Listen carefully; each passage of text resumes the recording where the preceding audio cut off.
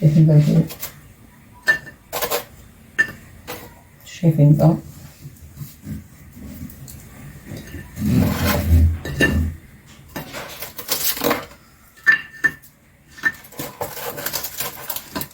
كل زي ما انتوا شايفين كده هفرش في الفرن. شايفين بقى جماله.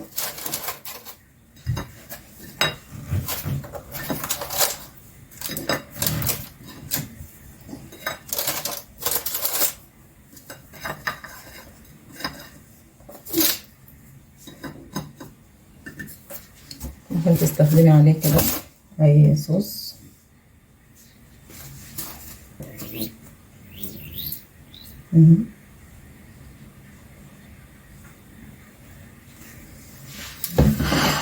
اهو زي ما انتوا شايفين.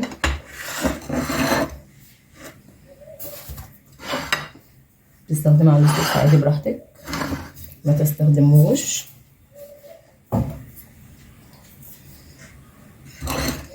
شايفين بقى كمان والحلاوه عامله ازاي. ازيكم يا حبايب قلبي، عاملين ايه؟ ان شاء الله تكونوا بخير. النهارده هعمل معاكم بسكوت النسكافيه بطريقه ولا اسهل ولا اروع من كده. اتمنى ان انتوا تجربوه بطريقتي. هنعمل اكتر من 100 قطعه بسكوت بمكونات موجوده في كل بيت. اتمنى ان انتوا تجربوه بطريقتي، ولو عجبكم الفيديو ما تنسوش تشتركوا في القناه وتفعلوا الجرس. شايفين بقى ده اللي انا زينته بقى بصوص الكراميل عندي. ده برضو حطيت عليه صوص بندق، وده ساده للي حابب ياكلها كده من غير اي حاجه. اتمنى ان انتوا تجربوها بطريقتي. لو عجبكم الفيديو ما تنسوش تشتركوا في القناه وتفعلوا الجرس. ويلا ندخل على الطريقه والمقادير.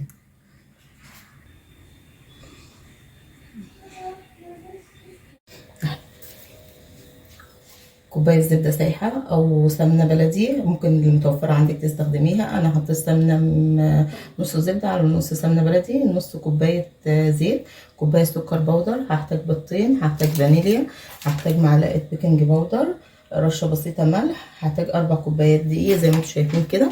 هحتاج بقى ايه؟ اي نكهه نسكافيه او نكهه قهوه مذابه. النكهه دي فعلا خطيره، انا بستخدمها. هنجيب بقى بوله زي ما انتم شايفين كده. هنزل بايه بقى؟ بالمكونات بتاعتي. كل المكونات بتاعتي كده. دي السمنه،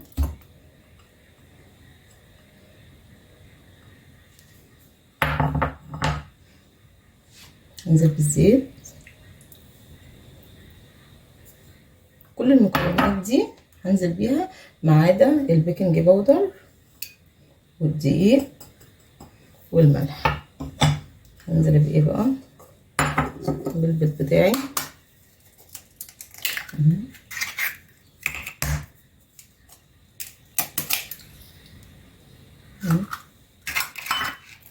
نشوف ايه بقى.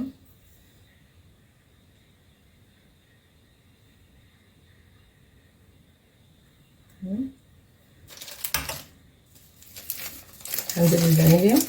عندك فانيليا سايحه هنزلي بيها عادي، مفيش فانيليا سايحه سايله تنزلي بالحاجات دي، بالفانيليا دي.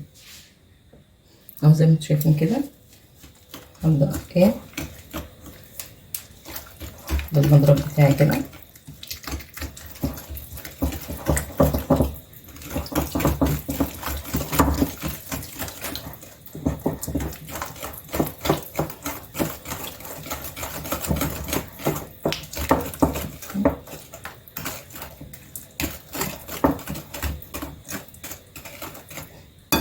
زي ما انتم شايفين كده.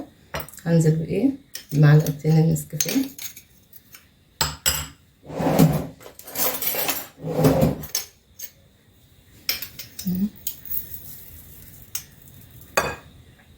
شايفين بقى؟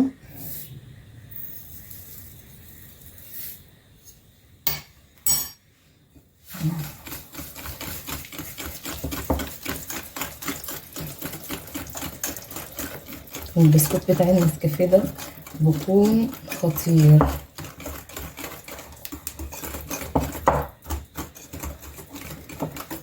على قد لما تقدري اعملي كده.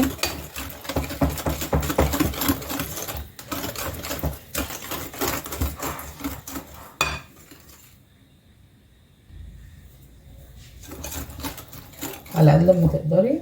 ما تخافيش النسكافيه ده لو مسحش معاكي، لو ما دابش وانت بتقلبيه كده كده وهو في الفرن هيسيح، هيبقى طعمه خطير. شايفين بقى القوام. هنزل بقى كده بالملح والبيكنج باودر زي ما انتم شايفين كده، وانزل بالدقيق بتاعي. نشوف بس، اسيب دول بس كده.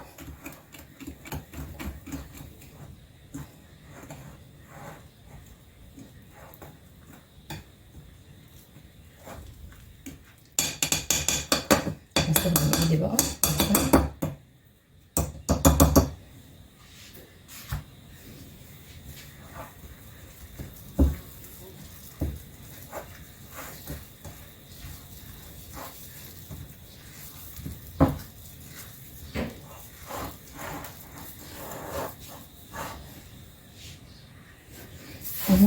شايفين بقى يا حبايبي،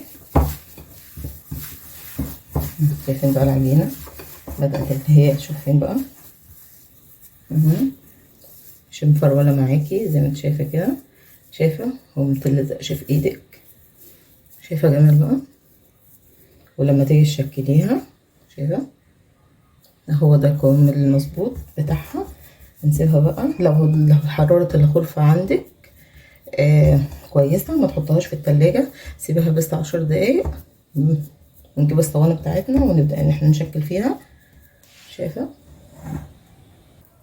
اهو زي ما انتم شايفين كده. هبدأ ان انا اشكله. اي طريقة تشكيل عندك حابة تشكليها اعمليها.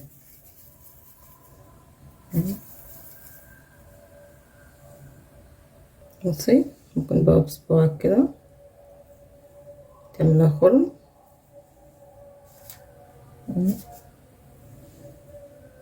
بس ممكن تشكليها كده بطرف الشوكة كده. شايفة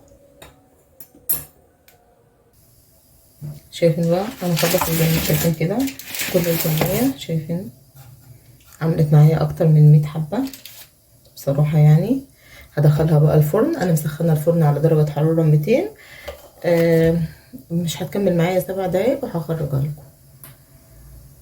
بصوا بقى يا حبايبي، شايفين بقى انا لسه اهو. شايفين جماله وحلاوته عامله ازاي مفرشه في الفرن. شايفين الجمال. شايفين انتوا بقى الصوره بتتكلم. اتمنى ان انتوا تجربوه. ده بقى كده. ده متخرم. احط فيه اي صوص. عندك صوص شوكولاته، عندك اي صوص عندك ممكن تستخدميه. ما عندكيش صوص عادي.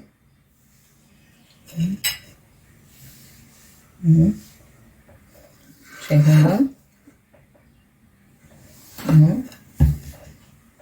الجمال.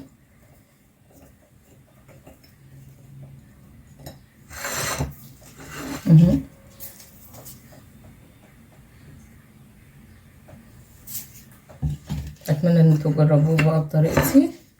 لو عجبكم الفيديو ما تنسوش تشتركوا في القناة وتفعلوا الجرس. دمتم في رعاية الله وامنه، واستنوا فيديو جديد. شايفين الكمية قد ايه.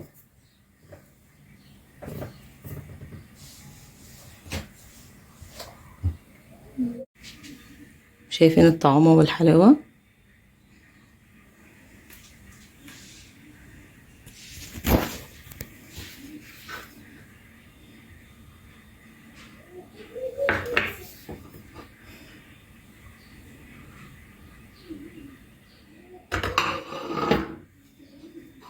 كل الكمية دي عاملاها بنص كوباية زيت، كوباية زبدة. شايفين بقى جمالها وحلاوتها.